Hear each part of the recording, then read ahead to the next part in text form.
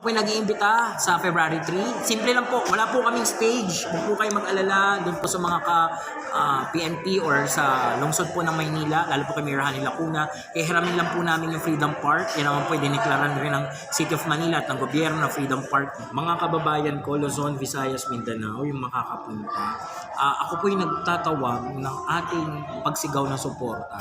Sa bawat pagkakataon na binabati ko, sinisiraan, hindi po tayo nakakarinig ng anumang pangit na salita mula sa ating Vice Presidente. Nung ginawa ho natin ng Ransararan, tayo po nagsama-sama para isigaw ang kanyang pagtakbo bilang Presidente. Pero nauwi na nga po tayo, naging Vice Presidente siya. Ngayon po, nagtatawag ako sana, natulungan naman ho natin siya, mapakita naman natin sa kanya na solido pa rin tayo ng 31 million. Hindi ho tayo magtatawag ng kung ano man, kundi suporta. Suporta na mararamdaman ni Sara na siya'y panatag, na nandito pa rin yung mga totoo at tunay na DDS ng tatay niya, DDS ni Sara. Lahat po tayo DDS, Duterte diehard, mapasara man yan o PRRD, Baste, Kulong, lahat yan. Basta Duterte, susuportahan natin.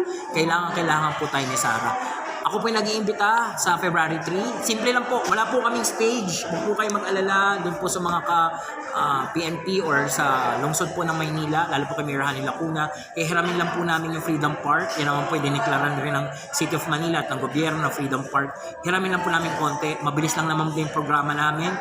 Kami po talaga ngayon magdadasal. Okay? Magdadasal kami. After po ng dasal namin, magsisigaw na po kami ng suporta namin kay Sara. Gusto po namin iparating sa kanya na solido pa rin kami sa kanya at mahal na mahal pa rin namin siya. Yung pupunta, kahit konti lang, okay lang po. Kung marami naman tayo, maging disiplinado tayo.